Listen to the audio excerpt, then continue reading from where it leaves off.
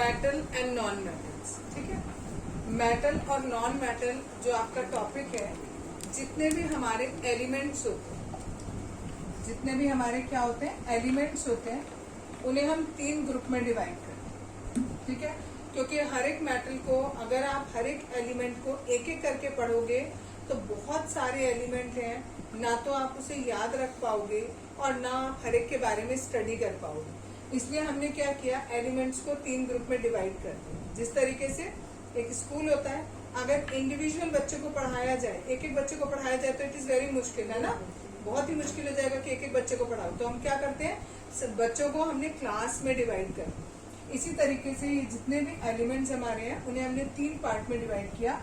One is metal, another is non metal and third one is metalloid.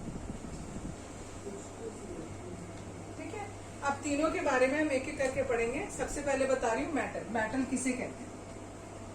Metals generally ये सारे के सारे हैं तो एलिमेंट्स ही, सारे के सारे एलिमेंट्स, बट कुछ एलिमेंट्स ऐसे होते हैं जो बहुत हार्ड होते हैं। जब आप उन्हें टच करो तो जनरली ये जो मेटल्स होते हैं वो बहुत हार्ड होते हैं और इनमें थोड़ी शाइन होती है। ठीक, इसके एग्जाम्पल लास्ट में लिखे हैं आयरन और कॉपर। 2 एग्जाम्पल दे दिए, बहुत सारे एग्जाम्पल्स होते हैं। अब ये जो बीच में बात लिखी है, positive ions bye losing electron, ये अभी समझाती हूँ। इससे पहले नॉन मेटल देख लो। इसका जस्ट अपोजिट, ये हार्ड थे, ये बहुत ज्यादा हार्ड नहीं होते जनरली।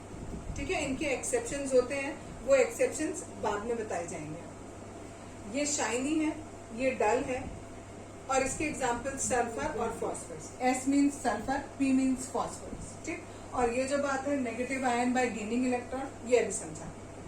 नेक्स्ट है मेटलॉइड्स। मेटलॉइड्स इन दोनों के बीच में होते हैं।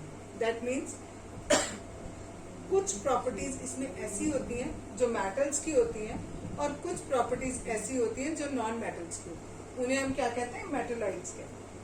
अब जो ये बचा पॉजिटिव आयन नेगेटिव आयन वाला, ये सुनो। कोई भी अगर एक आपका एलिमेंट होता है, उस एलिमेंट में कुछ फिक्स नहीं लिखूंगी, खाली ऐसे लिखती हूँ नंबर ऑफ इलेक्ट्रॉन्स। फिक्स इसलिए नहीं लिखा क्योंकि नंबर ऑफ इलेक्ट्रॉन्स चेंज होते रहते। हर एक एलिमेंट में कुछ इलेक्ट्रॉन्स होते हैं। ठीक है, बेसिक कंसेप्ट क्या होता है, शायद पिछले साल आपने स्ट्रक्चर ऑफ एटम में पढ़ा था। ये आपका एक एटम है, इस एटम के बिल्कुल बीचों बीच एक न्यूक्लियस होता है। इस न्यूक्लियस के अंदर प्रोटॉन और न्यूट्रॉन, ये 2 चीजें होती हैं, और जो इलेक्ट्रॉन होते हैं वो इस न्यूक्लियस के चारों तरफ ये गोल गोल ऑर्बिट्स होते हैं। इन ऑर्बिट में ये इलेक्ट्रॉन्स चक्कर लगाते हैं। ठीक है, ये ऐसे चक्कर लगाते हैं।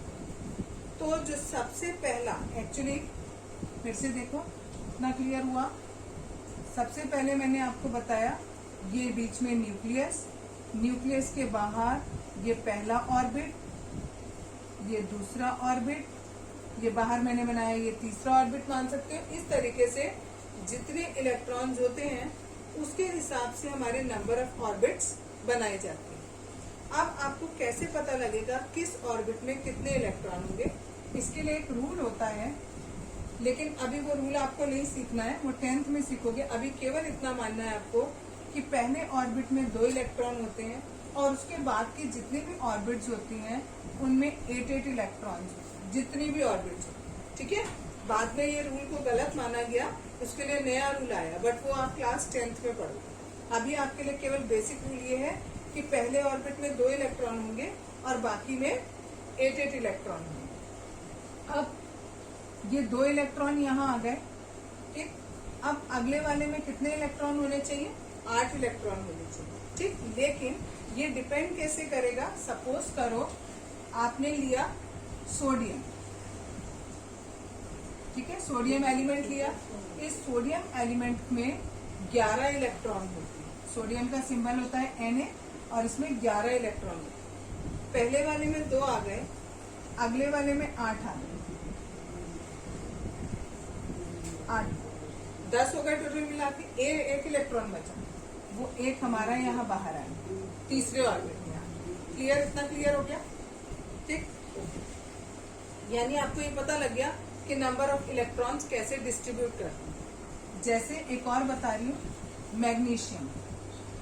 मैग्नीशियम में 12 इलेक्ट्रॉन होते हैं, इसका सिंबल होता है Mg। ठीक, तो सेम ऐसे ही बनेगा, पहले में 2 फिर 8 और बाहर वाले में कितने आ जाएंगे, 2 आ जाएंगे। क्लियर, बाहर वाले ऑर्बिट में 2 इलेक्ट्रॉन आ जाएंगे। इसी तरीके से एक होता है एल्यूमिनियम। एल्यूमिनियम का सिंबल होता है Al और उसमें नंबर ऑफ इलेक्ट्रॉन होते हैं 13। तो उसमें पहले वाले ऑर्बिट में 2, उसके बाद 8, उसके बाद बाहर वाले में 3 इलेक्ट्रॉन होते हैं। ठीक है, इतना क्लियर हुआ। अच्छा, ऐसे ही ऐसे ही कुछ और एलिमेंट्स होते हैं जो हम कह रहे हैं नॉन मेटल्स होते हैं। ठीक है, नॉन मेटल हमारा हो गया। ठीक, नॉन मेटल में जैसे इन्होंने लिया, एक लिया क्लोरीन। क्लोरीन का एटॉमिक नंबर होता है बच्चों 17। एटॉमिक नंबर आप नहीं समझोगे अभी, आप अभी केवल इतना समझो कि इसमें कितने इलेक्ट्रॉन होते हैं, 17 इलेक्ट्रॉन होते हैं। पहला ये न्यूक्लियस बना, न्यूक्लियस के बाहर वाले में 2 रहे, उसके बाहर वाले में 8 रहेंगे, 5, 6, 7, 8, और उसके बाहर वाले में 7 इलेक्ट्रॉन्स रहेंगे, 1, 2, 3, 4, 5, 6, 7। ठीक है। अच्छा, अब एक चीज होती है कि जो एटम होता है उसको रहना कैसा होता है। अगर आप हो तो आप क्या सोचोगे कि आप किसी के ऊपर डिपेंडेंट रहो कि इंडिपेंडेंट रहो। ऑब्वियसली आप ये सोचोगे कि भाई मैं इंडिपेंडेंट रहूं, मैं किसी के ऊपर डिपेंडेंट ना रहूं। तो ये जो इलेक्ट्रॉन्स होते हैं, जो एटम्स होते हैं, ये भी यही चाहते हैं एलिमेंट्स की हम भी इंडिपेंडेंट रहें। वो इंडिपेंडेंट केवल तब रह सकते हैं जब इनके आउटर मोस्ट वाली जो ऑर्बिट है उसमें 8 इलेक्ट्रॉन हो, तो वो कैसे रह सकते हैं, इंडिपेंडेंट रह सकते हैं। जब तक इनके आउटर मोस्ट में 1, 2, 3, 4, 5, 6, 7 इलेक्ट्रॉन है, तब तक वो डिपेंडेंट है दूसरे पर। लेकिन जैसे ही उसके आउटर मोस्ट में 8 इलेक्ट्रॉन होते हैं, वो क्या हो जाता है, बिल्कुल इंडिपेंडेंट हो जाता है। ठीक है, और हर एलिमेंट ये चाहता है कि वो इंडिपेंडेंट हो जाए। ठीक, तो क्या होता है, जैसे ये मैंने आपको बताया था सोडियम का। सोडियम के देखो आउटर मोस्ट में केवल 1 इलेक्ट्रॉन है। अगर ये 1 इलेक्ट्रॉन अपना किसी को दे दे तो इसकी आउटर मोस्ट ऑर्बिट हट जाएगी। आउटर मोस्ट ऑर्बिट हटेगी तो ये जो अंदर वाली ऑर्बिट है इसमें 8 इलेक्ट्रॉन है। 8 इलेक्ट्रॉन है तो ये कैसा हो गया, वो इंडिपेंडेंट हो गया। ठीक, तो इसने क्या किया, अपना ये 1 इलेक्ट्रॉन किसी को दे दिया। ठीक, अब क्योंकि इसने 1 इलेक्ट्रॉन लूज किया है, इसलिए इसके ऊपर प्लस का चार्ज आता है। अब आप कह रहे हो दे रहा है तो माइनस का चार्ज आना चाहिए, प्लस का चार्ज क्यों आया। तो ऐसा होता है बच्चों, मैंने अभी आपको बताया था न्यूक्लियस में कि प्रोटॉन और न्यूट्रॉन 2 चीजें होती हैं। ठीक है, इलेक्ट्रॉन जो मैंने बाहर बनाए हैं इन पर नेगेटिव चार्ज होता है, ये सारे नेगेटिव चार्ज के। ठीक है, और जो अंदर प्रोटॉन होता है ये पॉजिटिव चार्ज का होता है। जितने बाहर इलेक्ट्रॉन होते हैं उतने ही अंदर प्रोटॉन होते हैं। अभी मैंने बोला 11 इलेक्ट्रॉन है, यानी इसमें बाहर 11 इलेक्ट्रॉन, तो 11 ही प्रोटॉन होंगे अंदर। प्रोटॉन पे प्लस चार्ज है और इलेक्ट्रॉन पर माइनस चार्ज है। दोनों के दोनों बराबर हैं, प्लस माइनस दोनों बराबर हो गए। 11 माइनस थे, 11 प्लस थे, तो क्या हो गया, न्यूट्रल हो गया ये। लेकिन अब क्या किया, सोडियम ने 1 इलेक्ट्रॉन अपना किसी को दे दिया, तो यहाँ पर 10 इलेक्ट्रॉन की जगह 11 की जगह केवल 10 इलेक्ट्रॉन रहे। 10 इलेक्ट्रॉन रह गए तो 10 प्रोटॉन के साथ उन्होंने न्यूट्रल हो गए, लेकिन 1 प्रोटॉन एक्स्ट्रा बच गया, 1 प्लस चार्ज एक्स्ट्रा बच गया। वो प्लस चार्ज इसके ऊपर आपको दिखाई देगा। एक बार दोबारा समझा रही हूँ, number of electron number of proton के बराबर होते हैं। एक एलिमेंट हमने लिया सोडियम, सोडियम पे हमने कहा 11 इलेक्ट्रॉन होते हैं, तो इसमें 11 ही प्रोटॉन होंगे। ठीक है, 11 माइनस है, यानी इस पे 11 माइनस है और 11 ही प्लस है। लेकिन जब इस सोडियम ने 1 इलेक्ट्रॉन अपना किसी को दे दिया तो ये खाली 10 रह गए और ये 11 रह गए। ठीक है, अगर हम इसे ऐसे लिख दें कि 10 + 1, तो ये 10 और 10 ये तो बैलेंस हो गए, ये 1 प्लस एक्स्ट्रा बच गया, ये सोडियम के ऊपर आ जाए, ऐसे साइन आ जाए।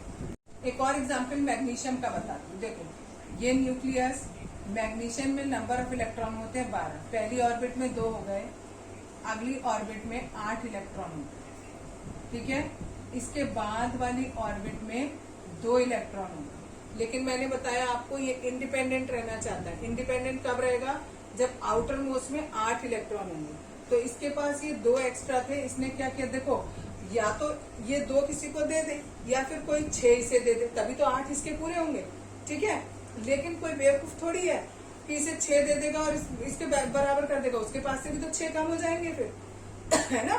तो वो क्या करेगा, इसको ही देने पड़ेंगे। इसने 2 किसी को दे दिए। जब ये 2 किसी को देगा, जब भी इलेक्ट्रॉन दिया जाता है तो प्लस का साइन आता है, क्योंकि इसने 2 दिए हैं तो 2 प्लस के साइन आएंगे। इसको हम ऐसे भी लिख सकते हैं +2, ठीक। ये मैग्नीशियम का। ऐसे ही सेम एग्जाम्पल है एल्यूमिनियम का। एल्यूमिनियम में क्या होता है, 13 इलेक्ट्रॉन होते हैं। पहले वाले में 2, फिर 8, फिर 3। अब फिर से वही बात कि इसको कोई अपने 5 नहीं देगा, इसको ही अपने 3 किसी को देने पड़ेंगे।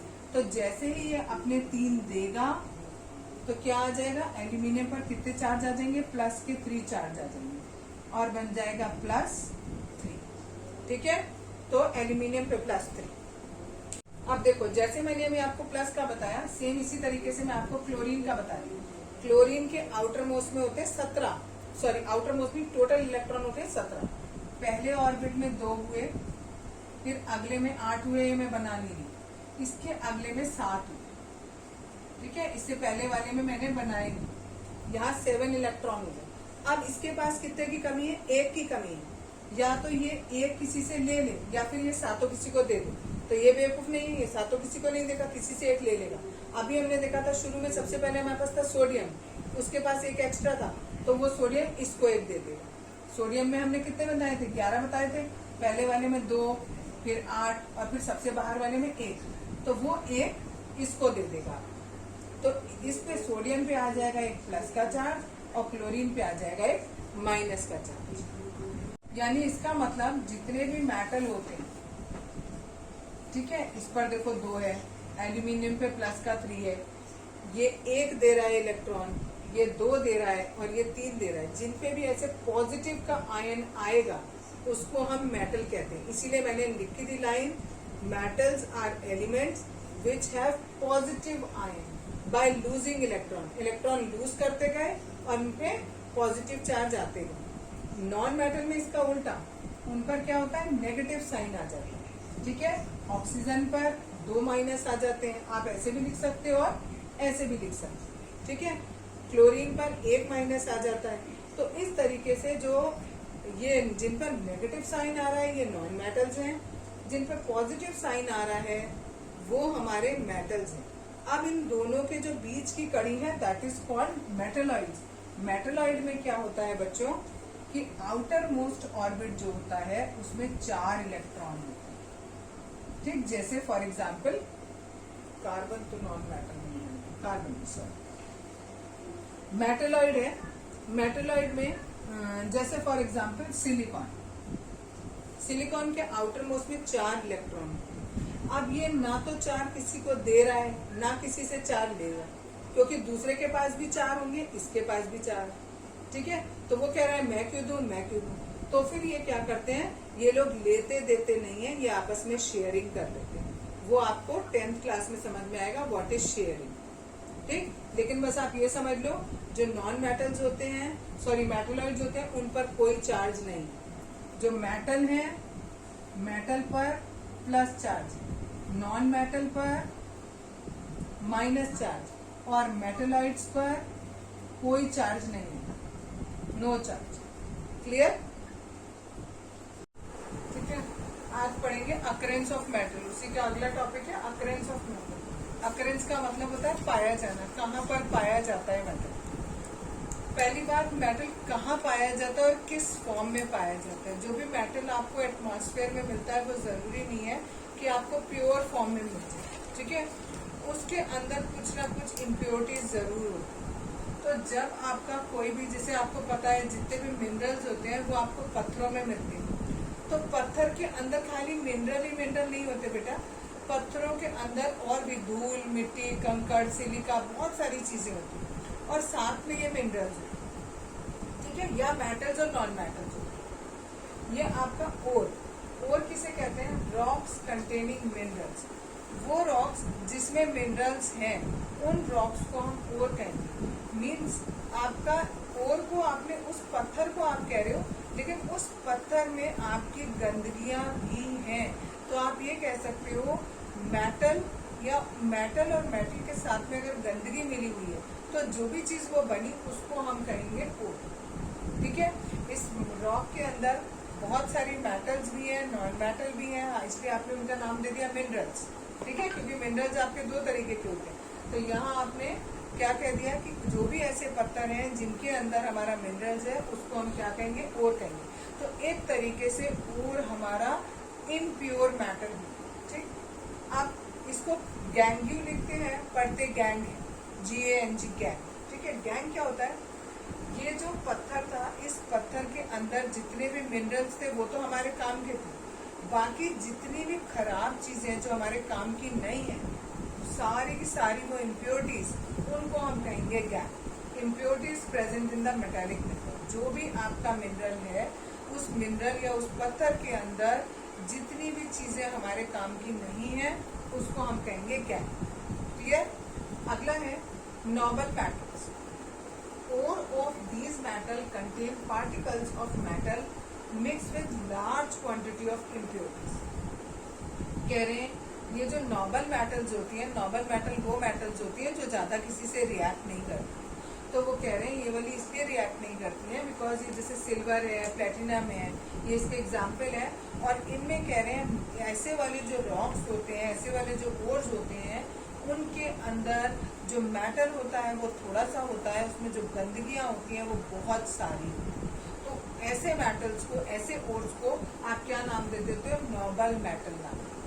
ठीक, ये किसी से ज्यादा रिएक्ट नहीं करेगा। नेक्स्ट है ओर ऑफ रिएक्टिव मेटल। कुछ ऐसे ओर्स होते हैं जो बहुत ही ज्यादा रिएक्टिव होते हैं, जैसे रॉक सॉल्ट। रॉक सॉल्ट में कौन सा? सोडियम क्लोराइड होता है, नमक वाला, ये बहुत जल्दी रिएक्ट करता है। एक और इन्होंने रिएक्टिव मेटल का नाम दिया हुआ है आपको, ओर दिया हुआ है, ओर ऑफ रिएक्टिव मेटल ये। ठीक है, इसे डोलोमाइट कहते हैं। ये उसका केमिकल फॉर्मूला है calcium carbonate dot magnesium carbonate. ठीक है, डोलोमाइट का कभी कभी एक नंबर में आ सकता है आपका। ओर ऑफ रिएक्टिव मेटल के एग्जाम्पल दे दो, तो ये दो एग्जाम्पल आपको बताया। ठीक, नेक्स्ट टॉपिक है अदर ओर्स। अदर ओर में क्या है? कुछ और भी ओर हैं, इन्होंने ये नहीं बताया आपको बुक में कि ये आपके रिएक्टिव मेटल के हैं या फिर आपके नोबल मेटल के हैं। वैसे मैं आपको बता दूं कि ये सारे के सारे जो हैं वो रिएक्टिव होते हैं, बहुत ज़्यादा एक्टिव होते हैं, बहुत सारे कामों में यूज होते हैं। बॉक्साइड, एल्यूमिनियम ऑक्साइड इसको कहा जाता है, इससे हम एल्यूमिनियम निकालते हैं। ठीक है, जो आप एल्यूमिनियम यूज करते हो वो एल्यूमिनियम इस ओर से निकालते हैं। ये ओर का नाम है और ये एल्यूमिनियम का ओर है। तो अगर आपसे कहा जाए give one example of aluminium ore, तो आपको ये नाम लिखना है बॉक्साइट और उसका केमिकल फॉर्मूला। आयरन का बोलेंगे तो आयरन पायराइट, उसका फॉर्मूला ये हेमेटाइट जो है ये भी आयरन का ही एक ओर है। तो ये दो आपको आयरन की ओर बताए और एक ये आपको एल्यूमिनियम का ओर बताए। ओर का मतलब है गंदी मेटल, मीन्स मेटल है उसमें बहुत सारी गंदगी है। ठीक है, अब उसको अगर आपको ये तो पता है कि ये मेटल है और इस मेटल के अंदर खूब सारी गंदगी है, अगर सपोज करो हम उस गंदगी को साफ कर दें तो वो जो मेटल है वो हमारे काम आ जाएगा। ठीक है, बहुत यूजफुल हो जाएगा। तो ऐसे जितने भी प्रोसेसेस हम करते हैं जिसकी वजह से गंदी मेटल से हम प्योर मेटल, साफ मेटल निकाल लें, उस सारे प्रोसेसेस को मिलाकर कहा जाता है मेटलर्जी। ठीक है, अकरेंस ऑफ मेटल पढ़ लिया हमने, कहाँ किस फॉर्म में आपको मेटल मिल रहा है। अब हम पढ़ेंगे नॉन मेटल्स या मेटलर्ड्स के बारे में कि वो कहाँ मिलते हैं। सबसे पहले हमने हाइड्रोजन के बारे में पढ़ा। ये most abundant in the atmosphere, सबसे ज्यादा मात्रा में आपको हाइड्रोजन है। हाइड्रोजन जो है वो आपका कंबाइंड फॉर्म में मिलता है। कंबाइंड फॉर्म में क्यों मिलता है? बिकॉज हाइड्रोजन जो है वो बहुत ज्यादा रिएक्टिव होता है, इसके आउटर मोस्ट में केवल एक इलेक्ट्रॉन है, तो इसलिए ये फटाफट चाहता है किसी से कंबाइंड हो। तो ये कंबाइंड हो जाता है और कंबाइंड होकर कभी ऑक्सीजन के साथ कंबाइंड होता है तो वाटर बन जाता है, बाकी और चीजों के साथ कंबाइंड होता है तो कभी नेचुरल गैस बनता है, कभी पेट्रोलियम बनता है, और भी बहुत सारी चीजें हाइड्रोजन बनाता है।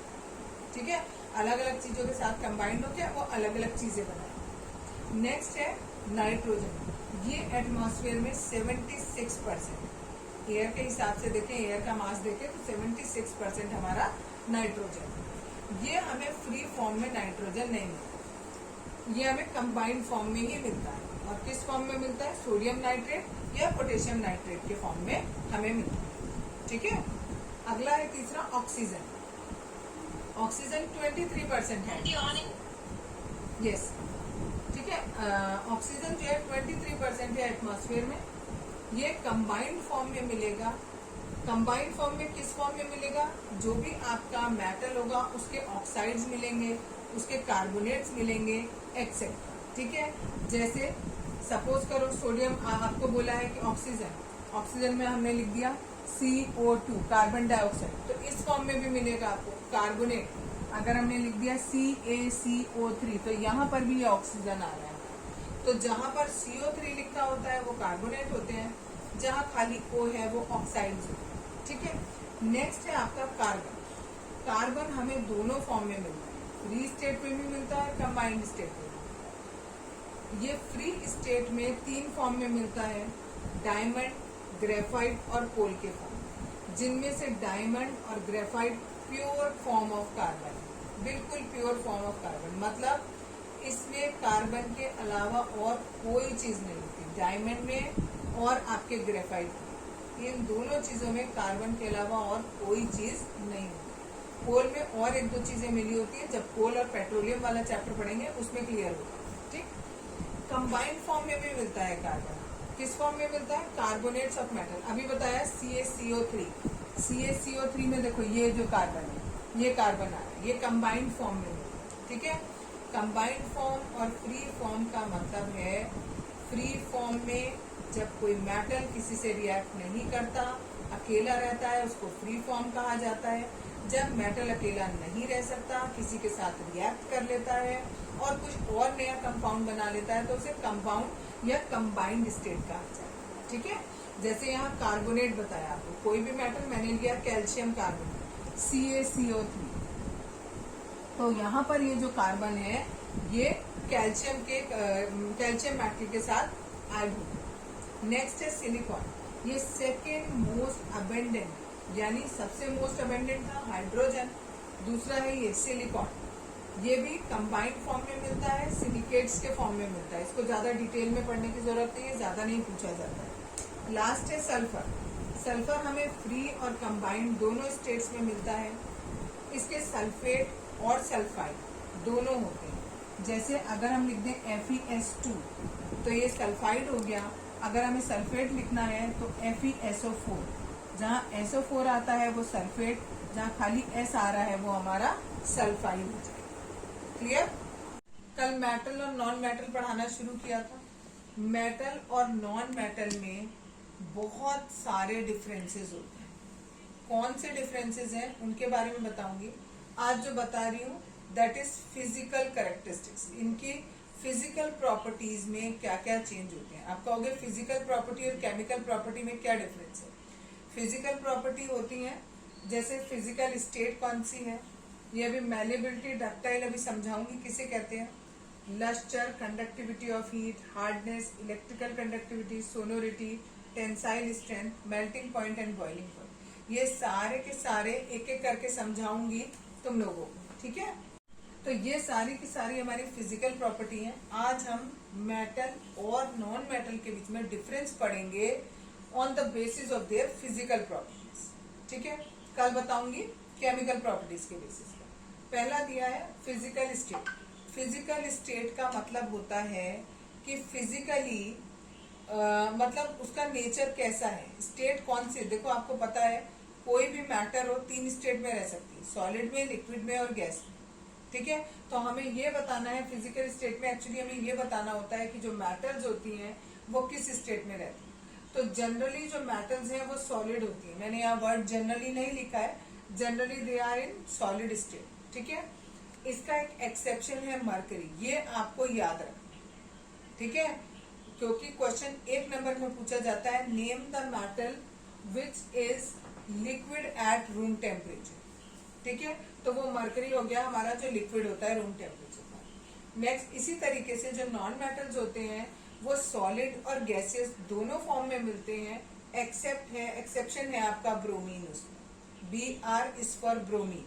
ठीक है, ब्रोमीन उसका एक्सेप्शन है, वो जनरली किस फॉर्म में मिलता है, सॉलिड वो लिक्विड फॉर्म में मिलता है। ब्रोमीन जो होता है वो लिक्विड फॉर्म में मिलता है, जबकि जो नॉन मेटल है वो सॉलिड और गैसेस फॉर्म में मिलते हैं, लेकिन ये एक ऐसा नॉन मेटल है जो लिक्विड फॉर्म में मिलता है। नेक्स्ट दूसरी प्रॉपर्टी है मेलेबिलिटी और डक्टाइल। शायद आप लोगों ने पहले पढ़ा होगा मेलेबिलिटी और डक्टाइल। मेलेबिलिटी का मतलब होता है कोई मेटल है उसे आपने ठोक ठोक के मीन्स हथौड़ी से मार मार के उसकी पतली पतली शीट्स बना ली। जैसे बहुत अच्छा सा एग्जांपल है, आप खाने के लिए एल्यूमिनियम फॉइल यूज करते हो, खाना रैप करने के लिए एल्यूमिनियम फॉइल यूज करते हो, तो वो क्या है, एल्यूमिनियम फॉइल क्या है, मेटल का है।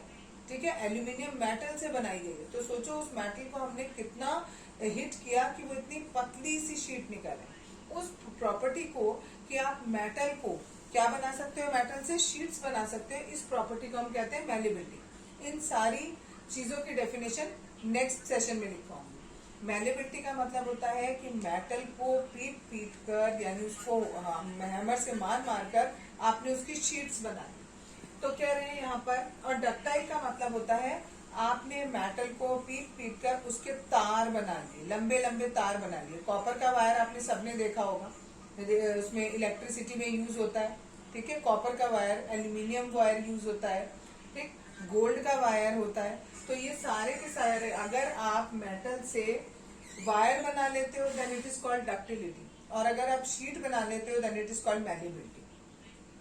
कह रहे हैं जनरली जो मेटल्स होते हैं, हमें लिखा है metals are M&D। M&D means malleable भी है और डक्टाइल भी है, लेकिन उसका एक एक्सेप्शन है zinc. Zinc is a metal but ये ना तो मेलिएबल है और ना डक्टाइल है। यहाँ पर दिया जो नॉन मेटल्स होते हैं वो ना मेलिएबल होते हैं ना डक्टाइल होते हैं। वो कैसे होते हैं, ब्रिटिल होते हैं। ब्रिटिल का क्या मतलब होता है, ब्रिटिल माने होता है आपने हथौड़ा मारा और वो 2 पीस में टूट गए। जैसे आपका कांच होता है, कांच को आप ऐसे हिट करोगे तो वो 2 टुकड़ों में टूट जाएगा, तो उसको कहा जाता है ब्रिटिल। ठीक, नेक्स्ट है लस्टर। लस्टर माने होता है चमक। जितनी भी मेटल्स होती हैं सारी की सारी लस्टरस होती है, और जितनी नॉन मेटल होती हैं वो लस्टरस नहीं होती हैं, लेकिन उसका एक्सेप्शन है आयोडीन और ग्रेफाइट। ग्रेफाइट आपने देखा होगा, पेंसिल की जो नोक होती है वो कैसी चमकती रहती है, तो वो है तो नॉन मेटल लेकिन उसमें लस्टर है, उसमें चमक है। नेक्स्ट प्रॉपर्टी है कंडक्टिविटी ऑफ हीट। ये गुड कंडक्टर, जितने भी मेटल्स होते हैं वो गुड कंडक्टर ऑफ इलेक्ट्रिसिटी वो हीट होते हैं, एक्सेप्ट बिस्मथ। बिस्मथ एक मेटल का नाम है लेकिन ये गुड कंडक्टर ऑफ हीट नहीं होती है, मतलब ये हीट को ट्रांसफर नहीं करती है। और जो नॉन मेटल्स होते हैं वो पुअर कंडक्टर ऑफ हीट होते हैं। Next one is hardness. जितनी भी मेटल्स होती हैं वो जनरली हार्ड होती हैं एक्सेप्ट सोडियम और पोटेशियम। सोडियम और पोटेशियम को ऐसे आप ऐसे करके भी तोड़ सकते हो। ठीक है, इतना सॉफ्ट होता है सोडियम और पोटेशियम कि ऐसे आपने हाथ में बड़ा सा टुकड़ा है, आपको इतना बड़ा मेटल है, आप उसे ऐसे करके हाथ से भी तोड़ सकते हो। ठीक, और यहाँ पर ये सॉफ्ट होती है। जितनी भी नॉन मेटल्स होती हैं वो सारी की सारी सॉफ्ट होती हैं एक्सेप्ट डायमंड। डायमंड एक नॉन मेटल है लेकिन ये हार्डेस्ट सब्सटेंस है, हार्डेस्ट सब्सटेंस। नेक्स्ट है इलेक्ट्रिकल कंडक्टिविटी। यहाँ हमने हीट की कंडक्टिविटी देखी, यहाँ इलेक्ट्रिसिटी की कंडक्टिविटी देख रहे हैं। यानी जितने मेटल्स होते हैं उन सब में इलेक्ट्रिसिटी आराम से पास हो जाती है, that means they are good conductor. जबकि जो नॉन मेटल होते हैं वो पुअर कंडक्टर होते हैं, और उसका एग्जाम्पल है ग्रेफाइट। ठीक, एग्जाम्पल नहीं सॉरी एक्सेप्शन है ग्रेफाइट, एग्जाम्पल नहीं इट इज एक्सेप्शन लिखा। एक्सेप्शन का मतलब क्या हुआ कि जो ऐसा काम नहीं करता, वैसे सारे पुअर कंडक्टर हैं जितने भी नॉन मेटल्स हैं। Graphite is a non metal लेकिन वो बहुत ही अच्छा कंडक्टर ऑफ इलेक्ट्रिसिटी होता है। नेक्स्ट है सोनोरिटी। सोनोरिटी का मतलब होता है कि कोई आपने एक मेटल लिया, उस मेटल पे अगर आप किसी भी चीज से हीट करोगे तो आपको आवाज आएगी। जैसे टन घंटी में आवाज आती है, घंटी में आप एक आपने देखा होगा एक बैल होता है, उसके अंदर एक और कोई चीज लटकी हुई होती है, उसको आप हिट करते हो तो वो टकराकर आवाज करती है, उसको कहते हैं सोनोरिटी। तो जितने भी मेटल्स होते हैं वो सोनोरस होते हैं, जबकि जितने नॉन मेटल होते हैं वो नॉन सोनोरस होते हैं। Tensile strength. टेंसाइल स्ट्रेंथ का मतलब होता है कि कितना वो खींच सकता है। ठीक है, सपोज कोई एक तार है, उस तार के ऊपर आपने कोई चीज टांग दी, ठीक, तो वो तार जो है वो धीरे धीरे नीचे खिंचता आएगा, तो तो मेटल्स जो होते हैं उनमें तो हाई टेंसाइल स्ट्रेंथ होती है एक्सेप्ट जिंक के, और जो नॉन मेटल्स होते हैं उनमें लो टेंसाइल स्ट्रेंथ होती है एक्सेप्ट कार्बन के। कार्बन ऐसा होता है जिसको आप ऐसे करके, अगर तार है और तार के ऊपर आप वेट बढ़ाते जा रहे हो तो वो तार लंबा लंबा लंबा होता जाएगा, टूटेगा नहीं। नेक्स्ट है melting point and boiling point. Melting point वो टेम्परेचर होता है जिस पर कोई भी ऑब्जेक्ट सॉलिड से लिक्विड में कन्वर्ट होने लगे, और बॉइलिंग पॉइंट वो टेम्परेचर होता है जिसपे कोई भी आपका लिक्विड है वो गैसेस स्टेट में कन्वर्ट होने लगे। ठीक है, तो ये कह रहे हैं जितने भी मेटल्स होते हैं उनका मेल्टिंग और बॉइलिंग पॉइंट दोनों हाई होते हैं except sodium, potassium and mercury. इन तीनों का melting point and boiling point बहुत हाई नहीं होता है, जबकि बाकी सारी मेटल्स का हाई होता है। इधर नॉन मेटल्स में जो बॉइलिंग पॉइंट है वो मेल्टिंग पॉइंट और बॉइलिंग पॉइंट दोनों कम होते हैं, लेकिन एक्सेप्शन है आपका डायमंड। डायमंड में मेल्टिंग पॉइंट और बॉइलिंग पॉइंट दोनों बहुत ज्यादा हाई होते हैं। क्लियर इतना? आज बताऊंगी difference between metal and non metals based on chemical properties. कल हमने फिजिकल प्रॉपर्टीज पे किया था, फिजिकल प्रॉपर्टीज की डेफिनेशन मैंने कही थी आपको बताने को, बट आज पहले ये पढ़ा रही हूँ, उसके बाद फिजिकल प्रॉपर्टीज की डेफिनेशन आपको बता दूंगी। आज केमिकल प्रॉपर्टीज पर हम पढ़ेंगे। पहली है रिएक्शन विद ऑक्सीजन, यानी जब भी कोई मेटल ऑक्सीजन के साथ रिएक्ट करेगी, कोई भी एक मेटल ली, सपोज हमने सोडियम ले लिया, ठीक है, ये सोडियम है और ये ऑक्सीजन के साथ रिएक्ट कर रही है, तो ये NaO2 बना लिया, ठीक है, या कॉपर लिया, ऑक्सीजन के साथ रिएक्ट करेगी, CuO बनाएगा, तो ये क्या बन रहा है, कॉपर का ऑक्साइड, सोडियम का ऑक्साइड बन रहा है। ये सारे मेटल के ऑक्साइड बन रहे हैं, और ये जो ऑक्साइड्स होते हैं इनका जो नेचर होता है वो बेसिक नेचर होता है। ठीक है, एसिड बेस पिछले साल पढ़ा था आपने। एसिड वो होते हैं जो खट्टे होते हैं और बेस वो होते हैं जो कड़वे होते हैं। तो ये जो आपके ऑक्साइड्स बनते हैं, जितने भी मेटल के ऑक्साइड बनेंगे उन सब का नेचर बेसिक होता है। ठीक, जबकि जब नॉन मेटल रिएक्ट करता है तो वो या तो एसिडिक बनाता है या न्यूट्रल ऑक्साइड बनाता है। ठीक है, यानी सिंपल आपने यहाँ पर लिखा नॉन मेटल, कोई भी एक नॉन मेटल लिया प्लस ऑक्सीजन लोगे तो यहाँ पर लिखोगे नॉन मेटल ऑक्साइड। ठीक है, और इसका नेचर कैसा होगा, या तो इसका नेचर एसिडिक होगा या न्यूट्रल होगा। न्यूट्रल का मतलब होता है ना एसिडिक नेचर है और ना ही बेसिक नेचर। क्लियर? इसका एक एग्जांपल हम देखते हैं, जैसे आप ले सकते हो sulphur plus oxygen gives sulphur dioxide SO2। ठीक, तो ये हमारा कैसा हो जाएगा, या तो एसिडिक नेचर का होगा या फिर न्यूट्रल होगा। और जो मेटल वाले होते हैं वो जितने रिएक्ट करते हैं वो कैसे होते हैं, बेसिक ऑक्साइड होते हैं, उनका नेचर बेसिक होता है। नेक्स्ट प्रॉपर्टी है रिएक्शन विद वाटर। अब देखो मेटल को नॉन मेटल नहीं है, अब क्या है, नॉन मेटल को हम किससे रिएक्ट करा रहे हैं, वाटर से रिएक्ट करा रहे हैं, वाटर से रिएक्ट कराएंगे मेटल को, तो हमारा क्या बनेगा, मेटल का हाइड्रो ऑक्साइड या तो सीधे सीधे बनता है या फिर मेटल ऑक्साइड प्लस हाइड्रोजन बनता है। जैसे अगर आपने Na लिया, Na प्लस H2O, या तो सीधे सीधे NaOH बन जाएगा, या फिर क्या होगा, Na प्लस H2O अगर ज्यादा पानी ले लेते हैं तो NaO2 प्लस H2 ये बन जाता है। ठीक है, तो यहाँ क्या हो रहा है आपका कि जो आपका वो है Na2O होना चाहिए, मैंने NaO2 गलत लिख दिया, इट इज Na2O, Na के बाद 2 फिर O आएगा प्लस वाटर, सॉरी हाइड्रोजन। ठीक, यानी जब भी कोई मेटल है वो मेटल जब पानी के साथ रिएक्ट करेगा तो आपको या तो मेटल का हाइड्रो ऑक्साइड मिल गया, OH मीन्स हाइड्रो ऑक्साइड, तो सोडियम का हाइड्रो ऑक्साइड मिल गया, या फिर जब मेटल ने वाटर के साथ रिएक्ट किया तो मेटल का ऑक्साइड मिला प्लस हाइड्रोजन गैस मिली। ठीक है, आपको हर एक का एक एक एग्जाम्पल जरूर याद रखना पड़ेगा, जैसे मैं आपको लिख के दिखा रही हूँ। ठीक है, अगर हम दूसरा देखें, अब हम नॉन मेटल देख रहे हैं। ठीक है, अगर हमारा नॉन मेटल होगा तो नॉन मेटल में लिखा है do not react under normal condition, यानी नॉर्मल अगर पानी लिया आपने तो जो नॉन मेटल्स है वो रिएक्ट नहीं करेंगे, लेकिन नॉर्मल कंडीशन है तब तो रिएक्ट नहीं करेंगी, लेकिन फिर रिएक्ट कैसे करेंगी, वो होगा अगर पानी बहुत ठंडा हुआ तो रिएक्ट कर सकती है, बहुत गर्म होगा तो रिएक्ट कर सकती है, बट नॉर्मल वाटर टेम्परेचर लोगे तो वो आपकी रिएक्ट नहीं करेगी। ठीक है। और कौन आगे कैसे कैसे करती है ये आपका क्लास 10th में आएगा, ठीक है। अभी के लिए केवल इतना है कि non metals do not react with water, ठीक, कभी कभी करती है बट नॉर्मली आपकी नहीं करती है। नेक्स्ट तीसरा पॉइंट है रिएक्शन विद एसिड। जब भी आप किसी एसिड के साथ, किसी भी मेटल को एसिड के साथ रिएक्ट कराओगे, मेटल है, हमने यहाँ पर एसिड ले लिया, सपोज हमने HCl ले लिया, ठीक है, तो क्या बनेगा, एक सॉल्ट बनेगा और प्लस हाइड्रोजन गैस बनेगी। फॉर एग्जाम्पल अगर हमने सोडियम लिया प्लस HCl लिया तो हमारा NaCl बनेगा प्लस H2 बनेगा, ठीक है।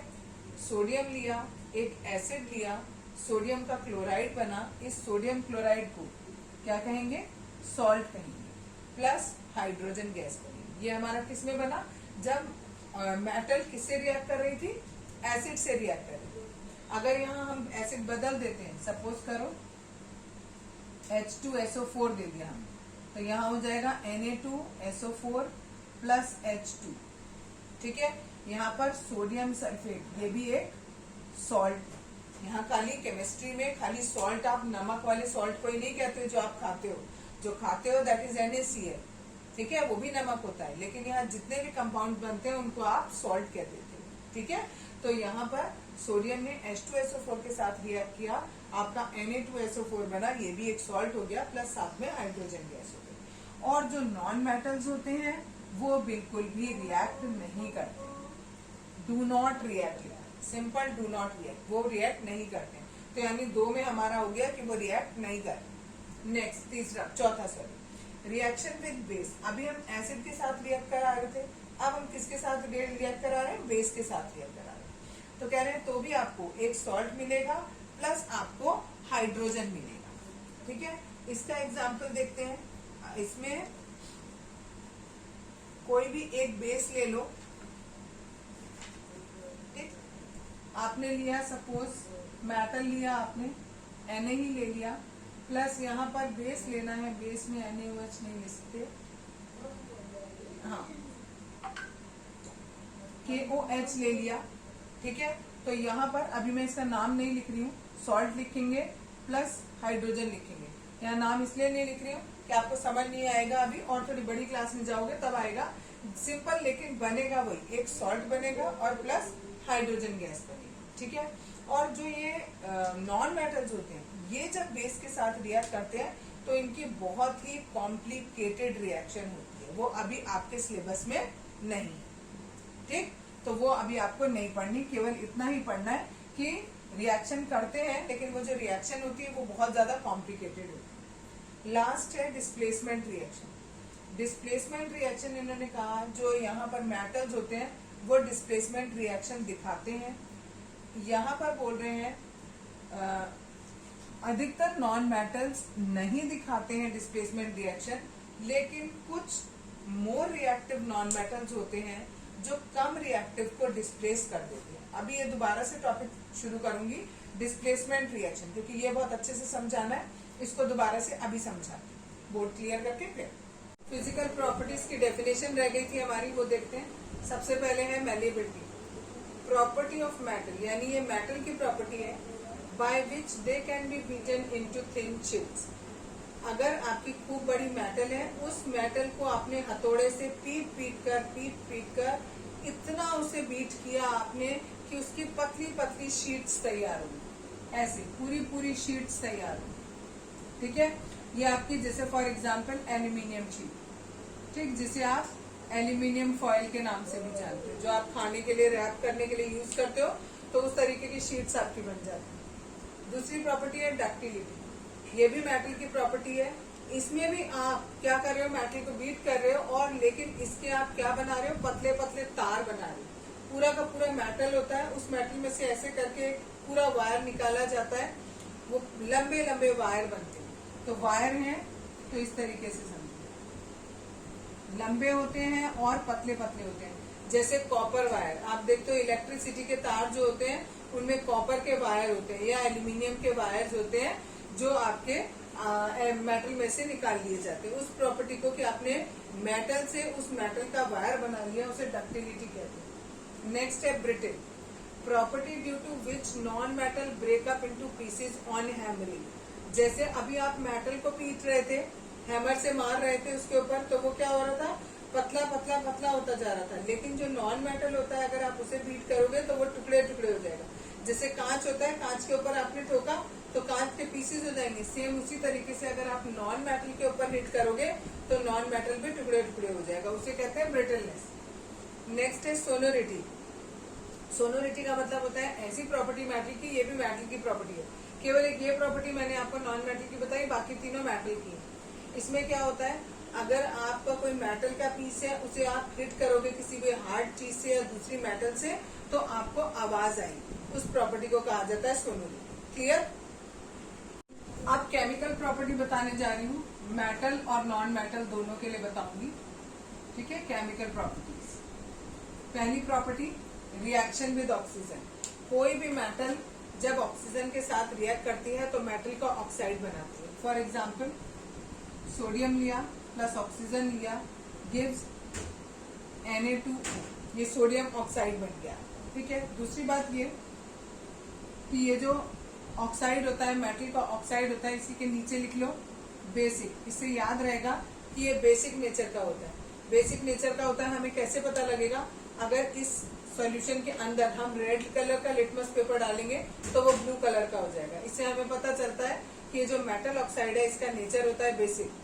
क्वेश्चन कैसे पूछते हैं, what is the nature of the oxide form when metal react with oxygen, यानी उस मेटल ऑक्साइड का नेचर बताओ जो बनता है जब मेटल ऑक्सीजन से रिएक्ट करती है तब। तो मेटल ऑक्साइड ये बना, इसका नेचर क्या होता है, बेसिक होता है। यानी एक एग्जाम्पल हमने लिया, ये एक एग्जाम्पल है, सोडियम एक मेटल है, इसमें ऑक्सीजन मिलाया, सोडियम ऑक्साइड बनेगा और इसका नेचर हमारा कैसा होगा, बेसिक नेचर होगा। ठीक है, अब मैं आपको एग्जाम्पल इसी में बता रही हूँ, नॉन मेटल। सपोज करो अगर आप कोई नॉन मेटल लेते हो, नॉन मेटल है, वो ऑक्सीजन से रिएक्ट करेगी, वो नॉन मेटल का ऑक्साइड बनाएगी। ठीक है, और इसका नेचर होता है एसिडिक। ठीक, जस्ट उसका अपोजिट है। नॉन मेटल हमने लिया सपोज सल्फर, सल्फर में हमने मिलाया ऑक्सीजन, मिलेगा आपको SO2, that is called sulphur dioxide. ठीक है, यहाँ 2 लगाए तो सल्फर डाइऑक्साइड। और इसके अंदर अगर आप ब्लू कलर का लिटमस पेपर डालोगे तो वो रेड कलर का हो जाएगा। दैट मीन्स इसका नेचर कैसा है, एसिडिक नेचर है। ठीक, एक और एग्जाम्पल देखते हैं, phosphorus plus oxygen gives P2O5, इसको कहते हैं फॉस्फोरस पेंटा ऑक्साइड। ऑक्सीजन 5 हो गई, फॉस्फोरस पेंटा ऑक्साइड। ठीक है, ये भी सेम एग्जाम्पल है, इसी का एग्जाम्पल है। इसका नेचर भी एसिडिक है, इसका नेचर भी एसिडिक है। क्लियर? ये सोडियम जो है जब ऑक्सीजन से रिएक्ट करता है तो ये Na2O बनता है और ये एक बेसिक होता है। बेस क्या करता है, किसी भी चीज को खा जाता है। ठीक है, कोरोड कर देता है। तो इसीलिए जब आपको सोडियम कहीं रखना होता है तो हम सोडियम को हम क्या करते हैं, कैरोसिन के अंदर रखते हैं। अगर हमें सोडियम कहीं रखना है तो हमने इसमें कैरोसिन ऑयल ले लिया, इस कैरोसिन ऑयल के अंदर हम सोडियम रखेंगे जिससे ये सोडियम बाहर की ऑक्सीजन से रिएक्ट ना कर पाए। ठीक है, जैसे ये बाहर की ऑक्सीजन से रिएक्ट करेगा ये बना लेगा, ये बनाएगा, ये एक बहुत बड़ा बेस होता है। बेस क्या करता है, जिस जगह पे रखेगा उसी चीज को खा जाएगा। तो यानी ये जो डब्बा है आपका, ये कुछ समय में खोखला हो जाएगा और जितना भी बेस इसके अंदर बना है वो सारा का सारा बाहर आ जाएगा। ये बहुत इम्पोर्टेंट है। पूछा जाता है, एक मिनट, पूछा जाता है why do we keep metals in kerosene. Metal को हम कैरोसिन के अंदर क्यों रखते हैं, खासतौर से सोडियम और पोटेशियम, ये दोनों बहुत रिएक्टिव मेटल्स होती हैं। इन दोनों को हम कैरोसिन ऑयल के अंदर रखते हैं। क्यों रखते हैं, तो ये रिएक्शन ना हो इसी वजह से हम रखते हैं। ठीक है, हाँ चलो शुरू से देखते हैं। रिएक्शन विद वाटर, जब भी कोई मेटल वाटर के साथ रिएक्ट करेगा तो वो 2 तरीके की प्रॉपर्टीज दिखा सकता है। मेटल का हाइड्रोक्साइड भी बना सकता है, हाइड्रोक्साइड का सिंबल होता है OH, और साथ में हाइड्रोजन दोनों ही बनाएंगे। कभी मेटल का हाइड्रोक्साइड बनता है, कभी मेटल का ऑक्साइड बनता है। ये किस पे डिपेंड करेगा कि हाइड्रोक्साइड बनेगा कि ऑक्साइड बनेगा, वो मेटल पे डिपेंड करेगा। मेटल अगर हमारे ठंडे पानी के साथ ही रिएक्ट कर जाती है, ठीक है, तो हमारा OH बन गया। यहाँ पर जो मैग्नीशियम है वो ठंडे पानी के साथ रिएक्ट नहीं करता है, वो गर्म पानी के साथ रिएक्ट करता है। गर्म पानी के साथ रिएक्ट करेगा तो मैग्नीशियम ऑक्साइड बनेगा प्लस हाइड्रोजन गैस बनेगा, ठीक है। इसी तरीके से जो जिंक होता है Zn, ये भी एक मेटल है हमारा, लेकिन ये ना ठंडे पानी से रिएक्ट करता है ना गर्म पानी से रिएक्ट करता है। फिर ये किससे रिएक्ट करता है? ये स्टीम से रिएक्ट करता है, भाप से रिएक्ट करता है, ठीक है, और बनाएगा यही जिंक ऑक्साइड प्लस हाइड्रोजन। तो ये कई बार अलग अलग आ जाती है कि आप ये बताओ कि जो जिंक है वो ठंडे पानी से कैसे रिएक्ट करेगा। तो अगर ऐसा आता है तो यहाँ क्या लिखना होगा आपको?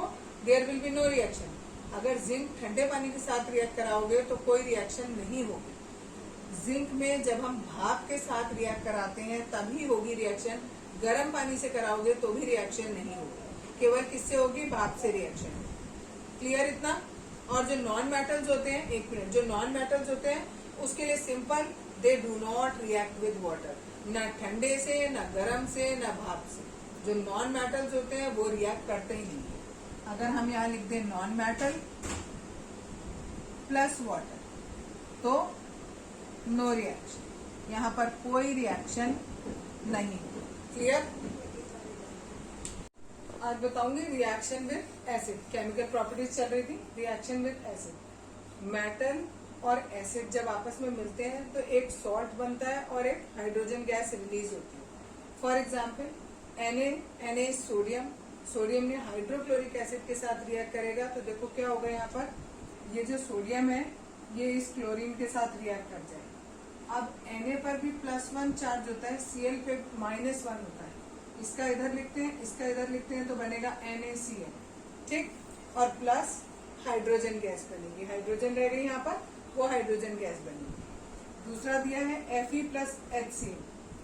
Fe पर +2 का चार्ज होता है, क्लोरीन पे -1 का होता है, तो FeCl2 लिखा जाएगा। ये वाला चार्ज यहाँ, ये वाला चार्ज यहाँ पर, प्लस साथ में हाइड्रोजन गैस। फिर ऐसे ही एल्यूमिनियम का दिया है, एल्यूमिनियम पे प्लस का 3 चार्ज होता है। ये पिछले साल आपको याद कराए थे सारे के सारे, AlCl3। Al इसका चार्ज यहाँ, इसका चार्ज यहाँ, प्लस साथ में हाइड्रोजन गैस। आगे दिया है, आगे नेक्स्ट है Mg प्लस H2SO4। Mg पर +2 होता है, SO4 पर -2 होता है। इसका इधर लिखने को आप ऐसे लिख सकते हो, ठीक है, लेकिन जब बैलेंस होते हैं, दोनों बराबर होते हैं, तो इन दोनों को हटाकर हम MgSO4 ऐसे लिख दिया जाता है, ठीक है, प्लस हाइड्रोजन गैस। ये सारे के सारे मेटल का बताया मैंने कि जब भी मेटल आपका एसिड से रिएक्ट करेगा तो आपकी ये हाइड्रोजन गैस रिलीज होगी। देखो हाइड्रोजन गैस सब में रिलीज हो रही है। इसमें इन्होंने देखा हमने, जो सोडियम और पोटेशियम होते हैं ये बहुत हाईली रिएक्टिव होते हैं, जबकि कॉपर, सिल्वर और गोल्ड, फॉर्मूला देख लो, ये सिल्वर का है, ये गोल्ड का है, ठीक है, डू नॉट रिएक्ट, ये किसी से रिएक्ट नहीं करते हैं। और इसी कारण से पिकल्स और कर्ड को हमें किसमें, मेटल के अंदर स्टोर नहीं करना चाहिए, क्योंकि पिकल के अंदर होता है एसिड, और उसको अगर आप मेटल में स्टोर करोगे, खासतौर से आयरन के, लोहे के, तो क्या होगा, ये आयरन उस एसिड से मिलकर कोई ना कोई सॉल्ट बना लेगा, ठीक है, और वो नुकसान करेगा। इसलिए हमें पिकल्स को और कर्ड के अंदर भी लैक्टिक एसिड होता है, उसको आपको मेटल के बर्तन में नहीं रखना चाहिए। आगे दिया है non metals do not react with dilute acid. जो नॉन मेटल्स होते हैं वो एसिड के साथ रिएक्ट, डाइल्यूट अगर एसिड है तो रिएक्ट नहीं करेंगे, और अगर स्ट्रॉन्ग एसिड होता है तो उसके साथ जो रिएक्शंस होते हैं वो कॉम्प्लेक्स है, वो अभी आपके सिलेबस में नहीं है। सेम यहाँ पर रिएक्शन विद बेस, कुछ मेटल्स ऐसी होते हैं जैसे this is aluminium, this is zinc और this is lead, Pb is lead, LEAD, lead. ये रिएक्ट करते हैं, बहुत ज्यादा स्ट्रॉन्ग बेस होता है उससे रिएक्ट करते हैं, और हाइड्रोजन गैस ये भी रिलीज करते हैं, ठीक है, जैसे यहाँ पर दिखाया है आपको, ये एल्यूमिनियम है, अभी यहाँ पर एसिड लिया है, इसी तरीके से मैं आपको दिखा सकती हूँ NaOH, इसके साथ रिएक्ट करेंगे तो AlOH का होल थ्राइस प्लस सोडियम अलग हो जाएगा, प्लस किसी किसी में आपके कभी कभी ऐसा भी होता है Al2O3 प्लस H2 बन जाता है और प्लस सोडियम अलग हो जाता है। ठीक है, तो ये रिएक्शन भी होता है, बट ये आपकी बुक में कुछ नहीं दिया है, इसको याद करने की जरूरत नहीं है। सिंपल ये रखना है कि ये जो मेटल्स होती हैं वो बेस के साथ रिएक्ट करती हैं, और जितनी नॉन मेटल्स होती हैं रिएक्ट वो भी करती हैं, लेकिन उनका जो रिएक्शन है वो बहुत कॉम्प्लेक्स होता है, तो वो अभी आपके सिलेबस में नहीं। तो अभी आपको फिलहाल केवल इतना कहना है बेस के लिए, रिएक्शन विद बेस के लिए मेटल में ये मेटल रिएक्ट कर रही हैं, और जो नॉन मेटल्स हैं उनका जो रिएक्शन है वो थोड़ा सा कॉम्प्लेक्स। क्लियर?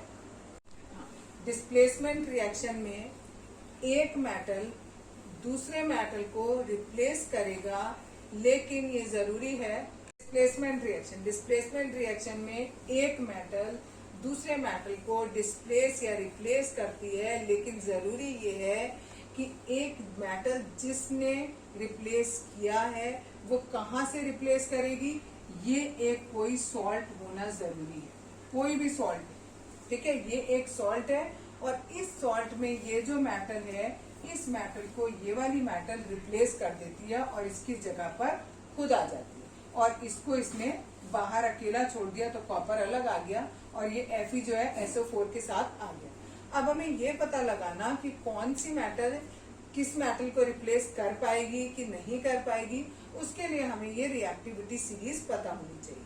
क्वेश्चन ये भी आता है व्हाट इज रिएक्टिविटी सीरीज, तो arrangement of metals in decreasing order of their reactivity.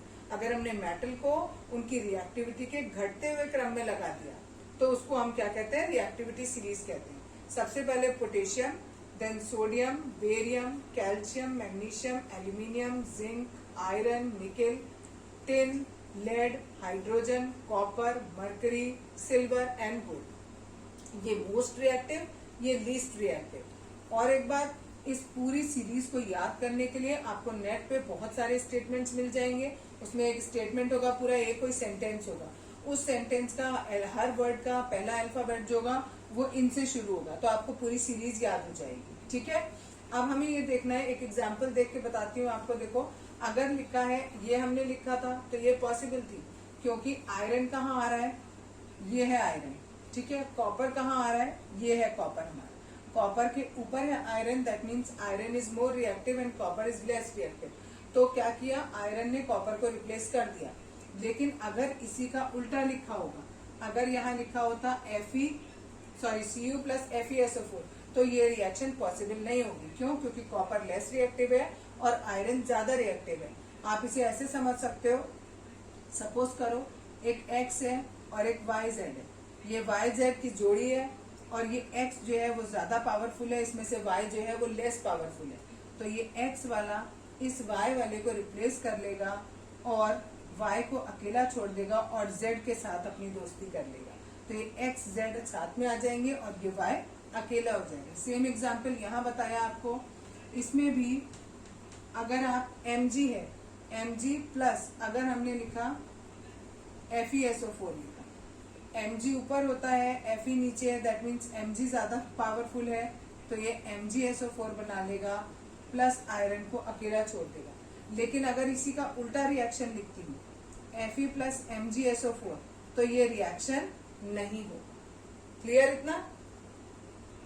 Uses of metal, जितने भी मेटल्स हैं उनका यूज पढ़ेंगे। जैसे सबसे पहले दिया है कॉपर, मैंने साथ में इसका सिंबल भी लिख दिया है जिससे आपको साथ में याद रहे। इन मेकिंग इलेक्ट्रिकल वायर्स, आप इसके कॉपर के वायर बना सकते हो। जो आप घर में इलेक्ट्रिसिटी के वायर्स होते हैं उनके अंदर जो वायर होता है आपका, बाहर ऊपर प्लास्टिक की कोटिंग होती है, उसके अंदर जो वायर होता है वो आपका कॉपर का वायर होता है। ठीक है, केबल्स, केबल किसे कहते हैं, जो बाहर मेन सड़क पर जो आपके तार है, ठीक है, बड़े बड़े केबल्स होते हैं वो।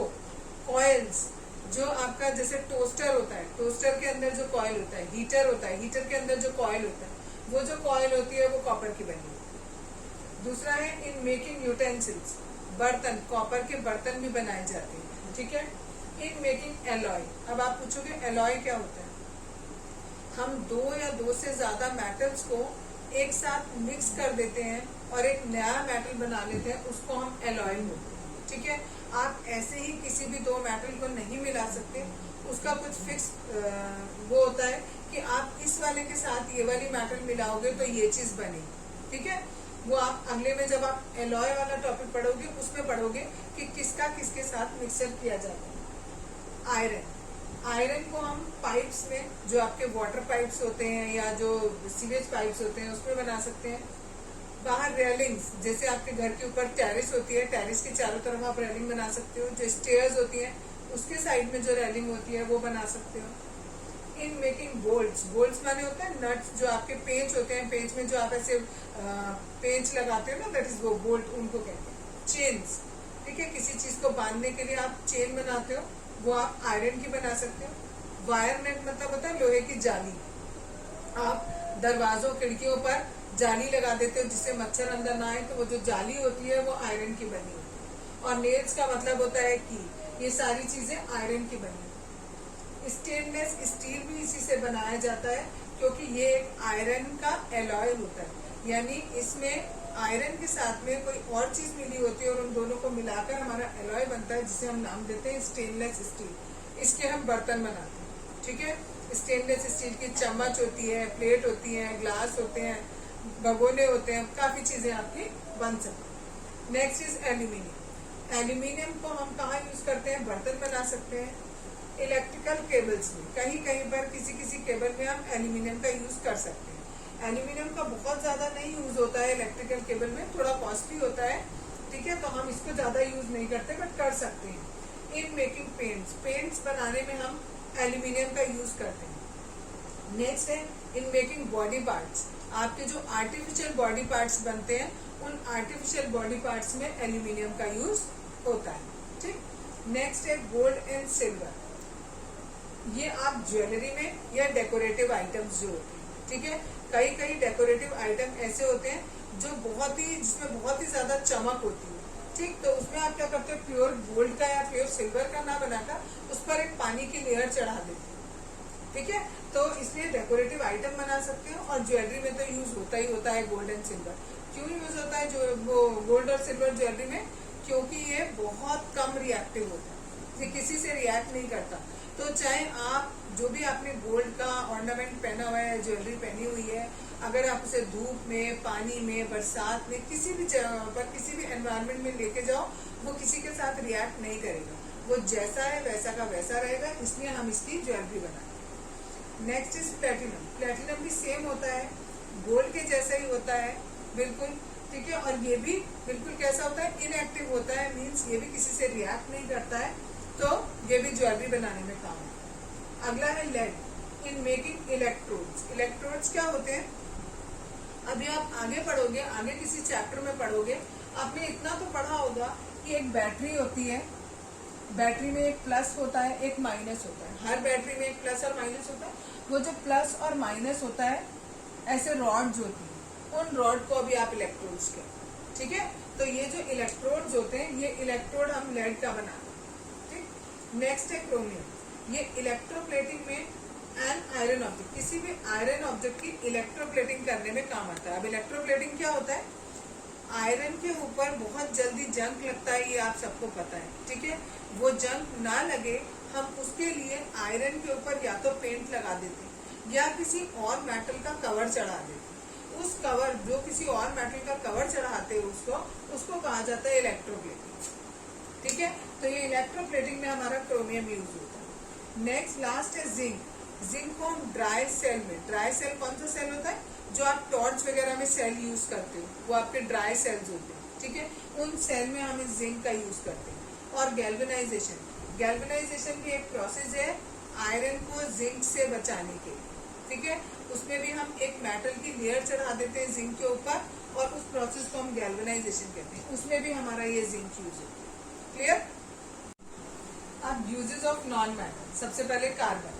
कार्बन कहाँ यूज होता है? इलेक्ट्रोड्स में। अभी बताया इलेक्ट्रोड्स, जो आपकी बैटरी होती है, बैटरी में जो पॉजिटिव और नेगेटिव होते हैं, उनमें किसी में भी हम इलेक्ट्रोड्स को यूज कर सकते हैं। In making lubricants. लुब्रिकेंट आप जानते हो, किसी मशीन में आप जब तेल वगैरह डालते हो तो उसमें वो लुब्रिकेंट, मशीन को जो मशीनरी होती है अंदर उसको स्मूथली चलाने के लिए हम उसके अंदर लुब्रिकेंट्स डालते हैं, ठीक है। उसमें हम कार्बन का यूज करते हैं। इन मेकिंग ज्वेलरी, अब तुम कहोगे ज्वेलरी में कहाँ यूज होता है कार्बन, क्योंकि जो हमारा डायमंड होता है, diamond is a form of carbon. बहुत सारे कार्बन्स को इकट्ठा करते हैं तो हमारा एक डायमंड तैयार होता है, और डायमंड को हम ना ज्वेलरी यूज करते हैं। Next is sulphur. सल्फर को यूज किया जाता है spray for fruit trees against paste. जो फलों के जो पौधे होते हैं या पेड़ होते हैं उनके ऊपर स्प्रे किया जाता है जिससे कोई भी पेस्ट उसके आसपास ना आए, और अगर उसमें कोई डिसीज हुई है तो उससे बचने के लिए ये सल्फर का स्प्रे किया जाता है। और हम सल्फर का यूज करते हैं in manufacturing of dyes, firework, power gun etcetera. जितना फायर वर्क यानी पटाखों वगैरह का काम होता है उनमें गन पाउडर जो बनाया जाता है वो सब सल्फर से बनाया जाता है। Next is iodine. आयोडीन ये बहुत इजी सा है, आयोडाइज सॉल्ट में जो आप नमक खाते हो उसमें मिला होता है। दूसरा इन टिंचर ऑफ आयोडीन, आपने सुना होगा जब कोई चोट लग जाती है तो टिंचर आयोडीन लगाया जाता है चोट पर, जिससे वो पूरा काला काला सा हो जाता है, अलग से धब्बा दिखाई देता है, ठीक है। ये एक तरीके की मेडिसिन होती है जो एंटीसेप्टिक के रूप में काम आती है, ठीक है। Next is oxygen in respiration and supporter of combustion. Respiration तो आपको सबको पता है, सांस लेते हैं तो हमारी ऑक्सीजन काम आती है। सपोर्टर ऑफ कंबक्शन का मतलब है किसी भी चीज को जलाने में हेल्प करती है, खुद नहीं जलती, जलाने में हेल्प करती है। कहीं अगर आग लगी है और आपने वहां ऑक्सीजन और फ्लो कर दी तो वो आग और तेज भड़क जाएगी, ठीक है, तो यानी उसको सपोर्ट करती है। Phosphorus use in match stick, जो मैच स्टिक में आगे ऊपर काला काला या ब्राउन ब्राउन सा मटेरियल होता है उसमें हमारा फॉस्फोरस होता है। रैट पॉइजन जो होता है उसके अंदर भी हमारा फॉस्फोरस यूज होता है। और बहुत सारे हमारे फर्टिलाइजर्स होते हैं वो इससे बनाए जाते हैं, उसमें खाली फॉस्फोरस नहीं होता, और भी चीजें होती हैं, लेकिन फॉस्फोरस भी उसमें ऐड होता है। नेक्स्ट है nitrogen in making fertilisers. Nitrogen के भी बहुत सारे फर्टिलाइजर्स होते हैं, यानी फर्टिलाइजर बनाने में यूज कर रहे हैं। अमोनिया दैट इज NH3, इसका फॉर्मूला होता है अमोनिया का। अमोनिया बनाने में और नाइट्रिक एसिड बनाने में, अमोनिया हमारी एक गैस होती है और ये नाइट्रिक हमारा एक एसिड होता है। इन दोनों को बनाने में हमारी नाइट्रोजन यूज होती है। नेक्स्ट है क्लोरीन। क्लोरीन को हम पानी को जब हमें डिसइंफेक्ट करना होता है, यानी पानी को अगर हमें जर्म्स और बैक्टीरिया से साफ करना होता है तो हम ये क्लोरीन उसके अंदर मिला देते हैं। या फिर हमें ब्लीचिंग पाउडर बनाना होता है, ठीक, तो हम इसका यूज करते हैं। PVC पाइप्स जो बनाए जाते हैं उन पाइप्स में हम क्लोरीन का यूज करते हैं। लास्ट है हाइड्रोजन। हाइड्रोजन का यूज हम करते हैं extraction of metal. Extraction of metal मैंने बताया था आपको, किसी ओर में से किसी प्योर मेटल को बाहर निकालना, ठीक है। और क्या बताया था आपको कि एक ऐसा मेटल जिसमें बहुत सारी इम्प्योरिटीज मिली हुई, उन इम्प्योरिटीज को मैंने गैंग बोला था। इम्प्योरिटीज को गैंग कहते हैं। इम्प्योरिटीज प्लस मेटल होती है तो उसे ओर कहा जाता है, ठीक है। बताती हूँ बेटा, ठीक है। मेटल में अगर आपने गंदगी मिली हुई तो उसको ओर कहा, उस ओर में से आपने गंदगी को बाहर निकाल दिया और मेटल को अलग कर दिया तो उसे कहा जाता है extraction. Extraction of metal in manufacturing of ammonia gas. Ammonia gas बनाने में भी ये यूज होता है और एक्सट्रैक्शन ऑफ मेटल्स में भी यूज होता है। यूजेस कल मेटल और नॉन मेटल के बताए थे, उसमें एक आध एक्स्ट्रा तुम्हारी बुक में और दिए हुए वो भी बता रही हूँ। मेटल दिया है मरकरी। मरकरी आप सबको पता है हम थर्मोमीटर्स में यूज करते हैं। साथ में यहाँ लिखा है बैरोमीटर। बैरोमीटर होता है एटमॉस्फेयर का प्रेशर, अगर आपको नापना होता है कि कितना प्रेशर है एटमॉस्फेयर का, एटमॉस्फेरिक प्रेशर कितना है, तो हम उसे बैरोमीटर्स के थ्रू नापते हैं। थर्मोमीटर आप सभी को पता है टेम्परेचर नापने के लिए यूज होता है, बॉडी टेम्परेचर या किसी भी ऑब्जेक्ट का टेम्परेचर, उसको नापने के लिए हम यूज करते हैं। निकल, निकल की हम इलेक्ट्रोप्लेटिंग करते हैं आयरन पे। इलेक्ट्रोप्लेटिंग का मतलब होता है कि आयरन के ऊपर एक दूसरी मेटल की लेयर चढ़ा देते हैं ऑफ निकल की। क्यों चढ़ाते हैं? बिकॉज आपको पता है आयरन में बहुत जल्दी जंक लग जाता है, रस्ट लग जाता है, तो उसे रस्टिंग से बचाने के लिए हम आयरन के ऊपर एक और मेटल निकल की लेयर चढ़ाते हैं। इस प्रोसेस को हम इलेक्ट्रोप्लेटिंग कहते हैं। एक नंबर में क्वेश्चन आ सकता है व्हाट इज इलेक्ट्रोप्लेटिंग। तो electroplating is the process in which layer of another metal is applied on the iron to prevent it from rusting. Next है टिटेनियम। टिटेनियम को हम एयरक्राफ्ट में यूज करते हैं। एयरक्राफ्ट जिस मटेरियल का बना होता है दैट इज टिटेनियम। ठीक है, इसमें एक चीज और बता दूं, आपकी बुक में साफ वो लिखा हुआ है, वो थोड़ा सा और बता दे रही हूँ। पहला मैंने आपको आयरन का यूज मैं आपको बता चुकी हूँ, ठीक है, लेकिन आयरन में इन्होंने स्पेसिफाई किया है, एक नाम दिया है पिग आयरन। ये जो पिग आयरन होता है ये बहुत ही हार्ड होता है लेकिन ब्रिटल होता है। वैसे जनरली जो मेटल्स होते हैं वो हार्ड तो होते हैं लेकिन ब्रिटल नहीं होते, लेकिन ये पिग आयरन ऐसा होता है जो हार्ड भी है और ब्रिटल भी है। ब्रिटल का मतलब होता है आप मारोगे, हथौड़े से चोट करोगे तो वो टुकड़े टुकड़े हो जाएगा। तो कह रहे हैं जो पिग आयरन है इसका यूज हम जो हमारे स्टोरेज टैंक होते हैं उसमें यूज कर सकते हैं। पाइप्स होते हैं बड़े बड़े, पाइप्स में यूज कर सकते हैं। सिलेंडर होता है, सिलेंडर में यूज कर सकते हैं, एक्सेट्रा, और भी कई जगह यूज कर सकते हैं। एक और इसी आयरन का फॉर्म दिया है that is called wrought iron.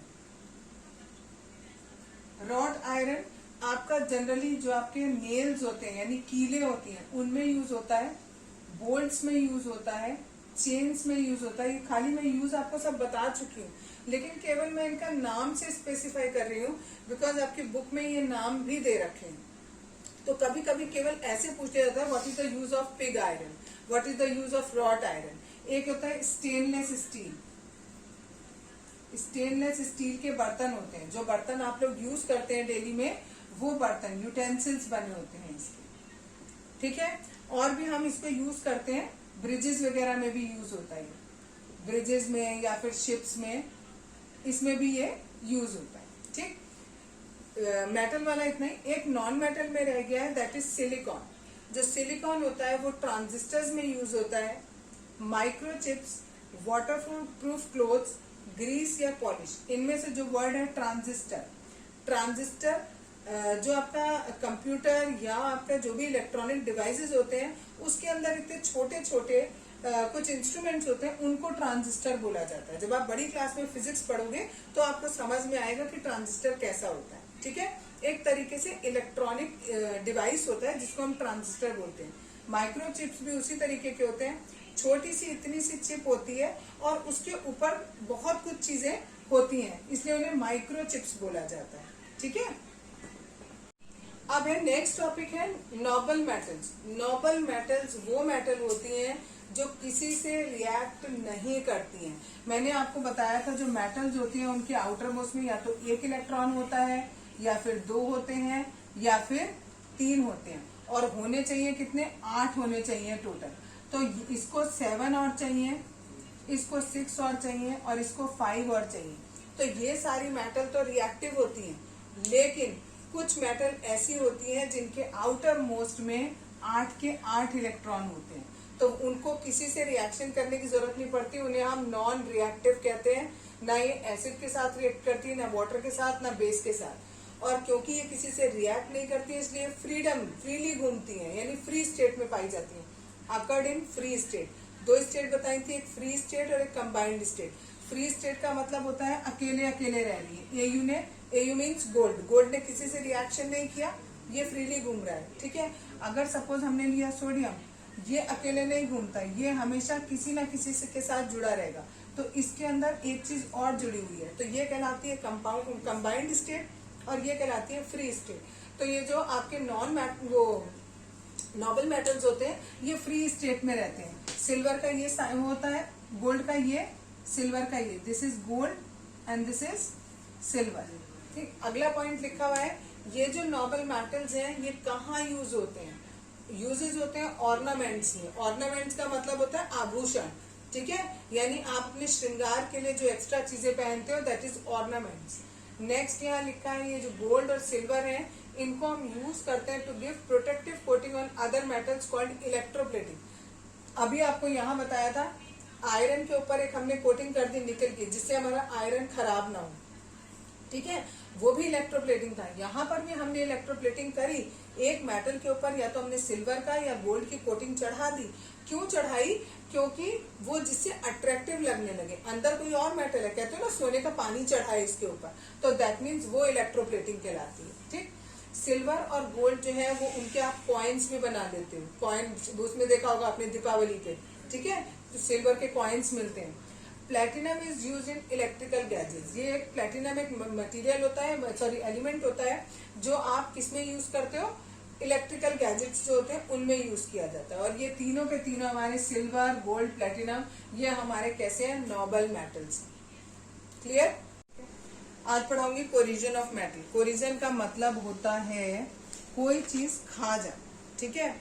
कभी कभी क्या होता है, जो मेटल्स होती हैं वो धीरे धीरे धीरे करके एक्सपोज हो जाती हैं हवा से और मॉइस्चर से। यानी अगर मेटल को हवा और मॉइस्चर दोनों चीजें मिल जाती हैं तो धीरे धीरे करके मेटल जो है वो खत्म होने लगती है, ठीक है। उस प्रोसेस को हम क्या कहते हैं, कोरिजन कहते हैं। तो अगर आपको डेफिनेशन देनी होगी तो corrosion is a process in which metals are slowly eaten away when expose to air and moisture. लेकिन एक बात याद रखना, इन दोनों में से अगर एक चीज भी मिसिंग होगी तो कोरिजन नहीं होता है। कोरिजन के लिए ये दोनों चीजें बहुत ज्यादा जरूरी है। ये नीचे मैंने एग्जाम्पल लिखे हैं कि अगर कॉपर है, अगर कॉपर कोरोड होगी तो उस पर ग्रीनिश कलर का पाउडर आ जाएगा। यानी कॉपर जो है वो ब्राउन कलर से गोल्डन ब्राउन कलर उसका होता है लगभग कॉपर का, और वो कैसा बन जाएगा, ग्रीनिश ग्रीन ग्रीन सा लगने लगेगा, ठीक है। तो इसका मतलब अगर वो ग्रीन ग्रीन लगने लगा तो दैट मीन्स कि उसका कोरिजन हो गया है।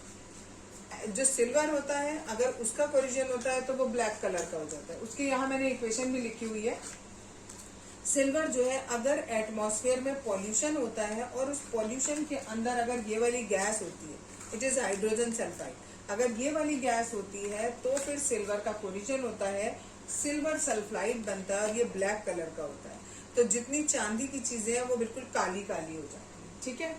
आगे दिया है एल्यूमिनियम। एल्यूमिनियम से एल्यूमिनियम ऑक्साइड बनता है। अगर सपोज करो कि ये आपका एल्यूमिनियम है और ये आपका कोरोड हो गया तो इसके ऊपर पूरे के ऊपर एक व्हाइट कलर की लेयर आ जाएगी जिसे एल्यूमिनियम ऑक्साइड कहा जाएगा। और ये आगे जो अंदर की मेटल है उसको कोरोड नहीं होने देगी, बिकॉज ऊपर व्हाइट व्हाइट लेयर आ गई। लेयर आ गई तो मेटल तो है अंदर, मेटल अंदर है तो बाहर वाली जो हवा है उसका कांटेक्ट अंदर वाली एल्यूमिनियम से नहीं हो पाएगा, ठीक है। तो ये जो एल्यूमिनियम ऑक्साइड की लेयर है, ये पूरी की पूरी लेयर जो है वो प्रोटेक्शन देती है फर्दर कोरिजन से, आगे कोरिजन नहीं होता है। Rusting of iron. आयरन में अधिकतर आपने सुना ही है कि जंक लग गया, जंक लग गया, ठीक है। तो वो जंक आपका क्या होता है, रस्ट होता है। रस्ट का फॉर्मूला होता है आयरन ऑक्साइड, उसको बोला जाता है। और उसका नेचर एक नंबर में ये कभी कभी आता है आपके कि रस्ट इज आयरन ऑक्साइड। ये वो खुद ही दे देंगे आपको कि रस्ट जो है वो आयरन ऑक्साइड होता है। अब you tell the nature of that oxide.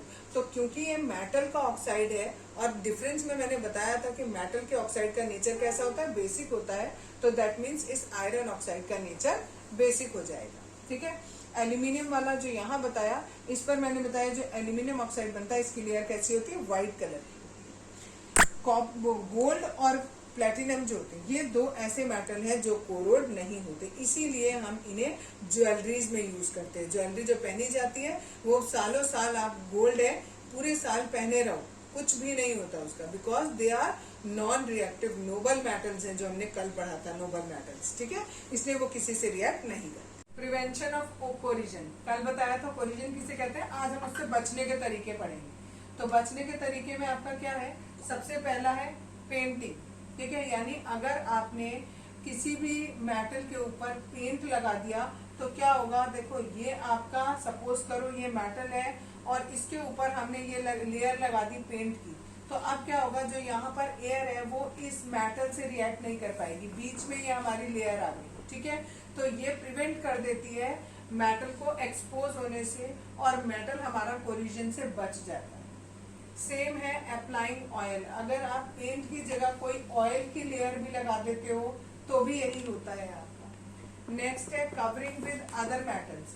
अगर आपने बजाय पेंट लगाने के या कोई ऑयल लगाने के अगर आपने एक मेटल के ऊपर दूसरे मेटल की लेयर चढ़ा दी, ठीक है, जैसे किसे कहते हैं पानी चढ़ा दिया।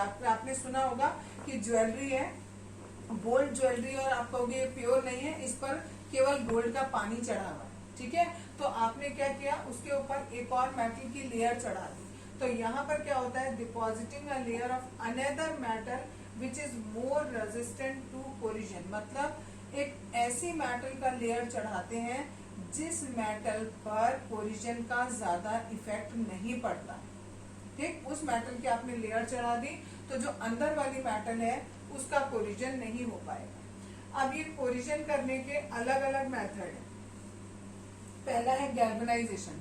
मैंने आपको इसमें बताया कि किसी और मेटल का कवर चढ़ाते हैं, तो गैल्वेनाइजेशन में क्या करते हो, clean iron sheet are dipped into molten zinc. बिल्कुल एक आयरन की आपने जिंक ली, उसको अच्छे से साफ कर लिया और उसे जिंक के लिक्विड सॉल्यूशन में आपने डाल दिया, तो उस पर एक पूरी जिंक की लेयर चढ़ जाती है। ठीक है, इस प्रोसेस को हम गैल्वेनाइजेशन कहते हैं, यानी आयरन के ऊपर जिंक की लेयर चढ़ाना इज कॉल्ड गैल्वेनाइजेशन। नेक्स्ट है इलेक्ट्रोप्लेटिंग। यहाँ पर भी हम एक मेटल के ऊपर दूसरी मेटल की लेयर चढ़ा रहे हैं, लेकिन हम यहाँ क्या कर रहे हैं, ये हम इलेक्ट्रिसिटी के प्रोसेस के थ्रू करते हैं। जैसे आपने बैटरी में देखा होगा, अगर ये सपोज बैटरी है तो ये दो आपने इसमें इलेक्ट्रोड डाले, एक पॉजिटिव होता है एक नेगेटिव होता है, इसे आपने किसी तार से कनेक्ट कर दिया और क्या होगा, ये एक मेटल की लेयर है और ये दूसरी मेटल है, तो क्या होता है, और ये कोई एक अंदर सॉल्यूशन पड़ा हुआ है, तो क्या होगा, ये वाली जो मेटल है वो इस पर जाकर चिपक जाती है बाहर। ठीक है, इसको हम इलेक्ट्रोप्लेटिंग कहते हैं। इससे क्या होता है, जो ये वाली मेटल है वो खराब नहीं होती, उसका कोरिजन नहीं होता। क्लियर इतना। एक और तरीका है that is called anodising of aluminium. इसमें हम क्या करते हैं, लेयर ऑफ एल्यूमिनियम हाइड्रोक्साइड, मैंने बताया था एल्यूमिनियम के ऊपर एक एल्यूमिनियम हाइड्रोक्साइड की लेयर आ जाती है, जिसकी वजह से जो एयर है वो अंदर एल्यूमिनियम से रिएक्ट नहीं कर पाती है। तो हमने यहाँ पर यही किया, एल्यूमिनियम को हमें प्रोटेक्ट करना है, तो लेयर अपने आप बने उससे पहले ही हमने ही उसके ऊपर एल्यूमिनियम हाइड्रोक्साइड की लेयर चढ़ा दी, जिससे उसका कोलिजन ना हो। नेक्स्ट है एलॉइंग। कुछ मेटल्स ऐसी होती हैं जिनमें अगर हम एक और कोई मेटल मिक्स कर दें तो फिर वो जो है उसका कोलिजन नहीं होता है। उस प्रोसेस को, कि एक मेटल के अंदर आपने दूसरी मेटल को मिक्स कर दिया है, उस प्रोसेस को हम एलॉइंग कहते हैं। Some metals become corrosive resistance when alloyed with other metals. अगर हम एक मेटल को दूसरे मेटल के साथ मिला देते हैं तो उस प्रोसेस को एलॉइंग कहते हैं और फिर उसमें कोलिजन नहीं होता, यानी जंग नहीं लगता। अब एलॉयज क्या होते हैं, अभी बताया एलॉइंग में मैंने आपको कि दो मेटल्स को आपने मिला दिया, तो यहाँ लिखा है N alloy is a homogeneous mixture. Homogeneous का क्या मतलब होता है, होमोजीनियस का मतलब होता है अगर आपने ये चीज इस चीज के अंदर मिक्स कर दी, तो मिक्स करने के बाद आपको पता न लगे कि कौन सी चीज कहाँ पर है। ठीक है, जैसे सपोज करो एक गिलास पानी लिया, उस एक गिलास पानी में आपने चीनी डाल दिया और चीनी को अच्छे से घोल दिया आपने, या नमक लिया, नमक को अच्छे से घोल दिया आपने। अब आप ये नहीं बता सकते कि नमक के मॉलिक्यूल कहाँ है और पानी के मॉलिक्यूल कहाँ है। ठीक है, तो उसको हम कहते हैं होमोजीनियस, मतलब बिल्कुल एक जैसा हो गया। दूध के अंदर पानी मिला दिया, अब पानी को आप नहीं बता सकते कि ये दूध है और ये पानी है, दोनों एक साथ मिक्स हो गए, तो that is called homogeneous mixture. तो हमें यहाँ पर भी यही करना है, नमक या चीनी बेटा दोनों मिला सकते हैं। ठीक है, दोनों मिला दो, चाहे नमक मिला दो चाहे चीनी मिला दो, चाहे दोनों मिला दो तो भी होमोजीनियस बनेगा। ठीक है, दोनों मिला दोगे तो भी कोई दिक्कत नहीं। तो यहाँ इन्होंने कहा an alloy is a homogeneous mixture of two और मोर मेटल। या तो हम दो मेटल लें और दोनों मेटल को खूब अच्छे से मिक्स कर दें, ब्लेंड कर दें एक दूसरे के अंदर, तो वो एलॉय कराएगा। या फिर कभी कभी ऐसा होता है, एक आपने मेटल लिया और एक आपने नॉन मेटल ले लिया और दोनों को खूब अच्छे से मिक्स कर दिया। ये जो नॉन मेटल होता है जनरली कार्बन यूज होता है। ठीक है, यानी एक मेटल को आपने कार्बन के साथ अच्छे से ब्लेंड कर दिया तो आपका एलॉय बन जाता है। और जितने भी ये एलॉय होते हैं इनमें जंग नहीं लगता।